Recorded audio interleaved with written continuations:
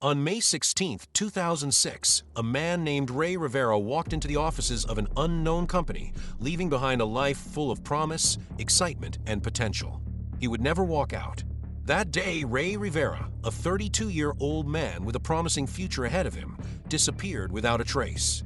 But this story is not just about his disappearance. It's about the shocking, mysterious circumstances surrounding his death that would unravel weeks later in the heart of Baltimore, Maryland. The investigation into Ray's death would raise more questions than it answered. Ray was a husband, a son, and a man with ambition. He had a promising career in the financial sector and had recently moved to Baltimore with his wife, Allison Rivera. The couple had just started their new life in a city that was supposed to bring them closer to their dreams. But in the blink of an eye, everything changed. The last person to hear from Ray was his wife, Allison. The morning of May 16th, she left for work, and Ray stayed behind at their apartment. It was a normal day, or so it seemed, but by evening, Ray was missing. When Allison called him later that afternoon to check in, there was no answer. Alarm bells rang in her mind as she tried to reach him, but there was nothing. No reply, no texts, no messages, nothing. By 6 p.m., Allison arrived home, frantic and desperate to find any sign of her husband. And yet, nothing seemed out of the ordinary. Until she began searching the apartment. She found no traces of Ray, no sign of a struggle, nothing that could explain his sudden and eerie disappearance. But the true shock came later that night. At around 9 p.m., a strange discovery was made. Ray Rivera's body was found in the atrium of a nearby building. He had fallen through a roof, crashing into a hallway below. The building, the Belvedere Hotel, was a former high-rise that had been abandoned for years, and no one could explain why Ray had been there. The discovery of Ray's body raised more questions than it answered. His body was found on the floor of the building's atrium, several stories below. But here's the strange part. He had fallen through a roof, and it appeared he had somehow made his way to the top of the building. Ray's injuries were severe, but the manner in which he fell and the location of his body immediately caught the attention of authorities.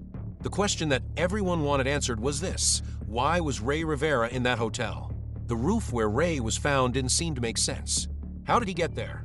No one had seen him enter the building, and the roof itself had been locked. Had he somehow gained access? Had he jumped?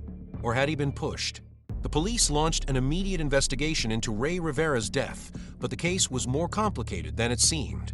No immediate signs of foul play were discovered at the scene. There was no sign of trauma that would suggest an attack, and there were no signs that Ray had been pushed. But one crucial detail stood out: Ray's cell phone. It had been found near the building, though it had been damaged in the fall. And then there were the details about Ray's personal life. Ray had seemed perfectly fine just days before his death. His wife, Allison, had reported nothing unusual about his mental state. But still, questions loomed over the strange circumstances. Was Ray's death a suicide? Or was something more sinister at play? Allison Rivera, Ray's wife, never believed that her husband would take his own life. She described Ray as a man with a strong sense of purpose, someone who would never end his life prematurely. But the police were still left with an unsettling choice. Should they classify the death as an accident, suicide, or homicide? Theories began to circulate in the media and among the public. Theory 1, suicide. Some suggested that Ray's death was a suicide. Maybe the pressures of his life had become too much, leading him to make a desperate and final decision. The authorities explored this possibility, but the evidence didn't add up. If Ray had intended to kill himself, why would he go to such a remote building? Why would he leave behind no note? Theory 2, murder. Others speculated that Ray might have been murdered. Some believed that Ray had been targeted by someone he knew, someone who may have had a personal or financial motive. But a lack of direct evidence of foul play made this theory harder to prove. Without any physical evidence, the theory remained speculative. Theory 3, the accidental fall. Finally, there was the theory that Ray accidentally fell from a building after becoming disoriented or perhaps even chasing something inside the hotel. While this theory was plausible, it still failed to explain why Ray had been at the Belvedere Hotel in the first place. Despite the thorough investigation, Ray's death remains unsolved to this day. His family has not given up hope, and theories continue to circulate. Was it an accident? Was it suicide? Or was there something far more sinister at play? What happened to Ray Rivera, and what really led him to that abandoned hotel? His family deserves answers, and perhaps one day, the truth will come to light. Until then, Ray Rivera's death remains one of the most mysterious and tragic cases of the 21st century. In the summer of 1912, Villisca, Iowa, was a quiet, almost picture-perfect town. Nestled in the heart of America, it exuded charm, with its cobblestone streets and humble houses, the kind of place where everyone knew each other. Life moved slowly, and nothing seemed capable of disturbing the peace. But, as with all towns, there were moments that would change everything. A darkness would descend on this otherwise tranquil place, a mystery that would baffle investigators and leave residents haunted for generations.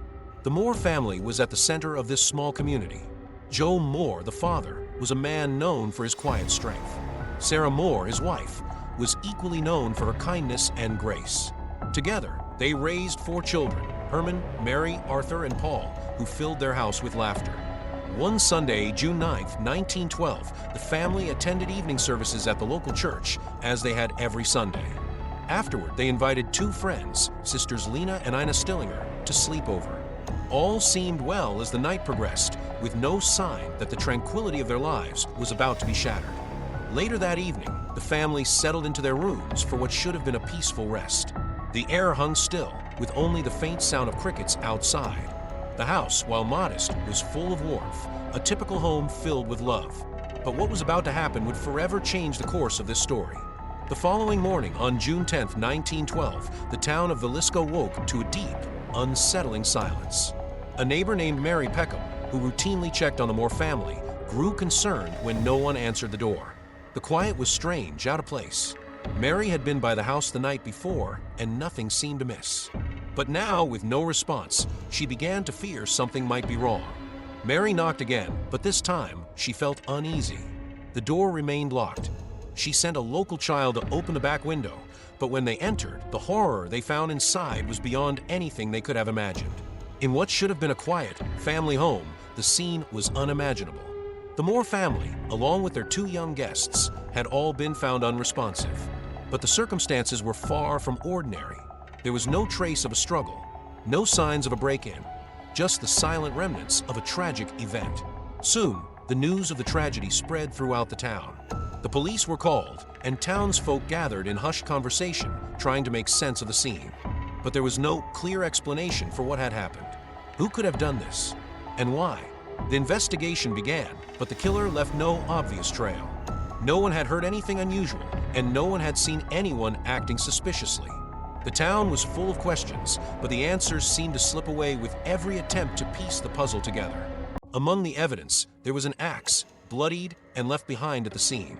Strangely, it didn't appear to belong to anyone in the Moore household. The weapon itself seemed to belong to no one, a silent clue in a mystery that would only deepen with each passing day. Over time, various theories emerged. Some believed the killer might have been a stranger, a passerby, who targeted the family without any personal connection. Others thought it could have been someone the family knew, someone who might have had a grudge, or perhaps even someone who had been hiding in plain sight. One name that surfaced was Reverend George Kelly, a traveling preacher who had been in town on the night of the murders. Kelly was questioned by authorities after reports emerged that he had been acting strangely. But despite this, there was no concrete evidence linking him to the crime, and he was never formally charged. Many believe the crime might have been personal, a grudge that had boiled over. But still, the police could find no clear motive. The case seemed to slip further and further into the realm of the unexplained. As time passed, the case grew cold. The town of Villisca, once full of hope and life, was now left with the haunting memory of what had happened within its borders. The Moore house still stands to this day, a silent reminder of the terrible events that unfolded behind its walls. The mystery of the Villisca axe murders remains unsolved to this day. No one knows who the killer was or why they committed such a heinous act. And while theories continue to swirl, the truth remains elusive, as if it were locked away in the shadows, never to be revealed. And so, the mystery of the Villisca axe murders continues to haunt those who hear the story. The faces of the victims, forever young, remain a ghostly reminder of the night that tore apart a family and a town's sense of peace. In 1978, 5 young men from Yuba County, California, went on a trip that would lead to one of the most perplexing disappearances in American history. What started as a simple drive to a basketball game turned into a mysterious and tragic saga that would haunt investigators for years to come. The case of the Yuba County Five has baffled investigators, fueled rumors, and left a trail of unanswered questions. How could 5 men, seemingly in good health, vanish without a trace in a remote area of Northern California? And why did some of them end up miles from where they should have been in a state of apparent distress? The story begins on the evening of February 24th, 1978. 5 friends, Gary Mathias, Jack Madruga, William Sterling, Theodore Ted Weiher, and Jack Hewitt, set out from Yuba City to attend a basketball game in Chico, California. All 5 men, ranging in age from 24 to 32, had developmental disabilities, and while they faced challenges, they were all known to have good relationships with their families and were able to live independently. After the game, the group failed to return home. They were expected to drive back to Yuba City, but that night, they simply vanished. The families of the men were immediately concerned when they didn't return. Within days, a massive search effort was launched. Local authorities, volunteers, and even members of the National Guard joined the search for the missing men. Yet, despite combing through miles of rugged terrain, there were no signs of the men.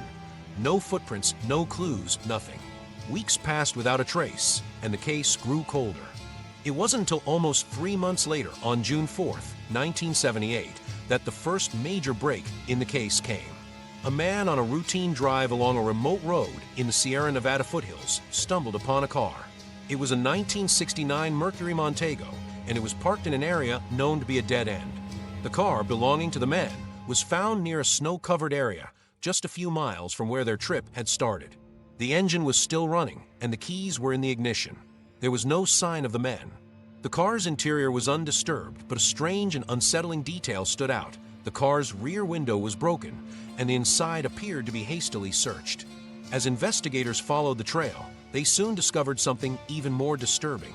About 19 miles away from the car, the body of one of the men, Ted Weiher, was found. His body was discovered near a cabin in the woods, and it appeared that he had walked away from the car in a state of confusion, likely disoriented by the cold and snow. Weiher had no shoes, and he had died from exposure. The most disturbing part of the discovery, however, was the location. The cabin where Ted was found was not a regular stopping point. It was remote and not a place anyone would typically visit. How had Weiher made it there? And why had he left the warmth of the car and ventured out into the freezing conditions? Several weeks later, 3 of the other men were discovered. Their bodies were found in an abandoned trailer located roughly 11 miles away from the spot where the car had been found. These men, Jack Madruga, William Sterling, and Jack Hewitt, appear to have died from a combination of exposure and starvation. They were found in a state that suggested they had been trying to survive, but had given up hope after being stranded in the wilderness for so long. But the most perplexing detail of the discovery was that there was no sign of Gary Mathias, the 5th member of the group. He had been absent from both the car and the trailer.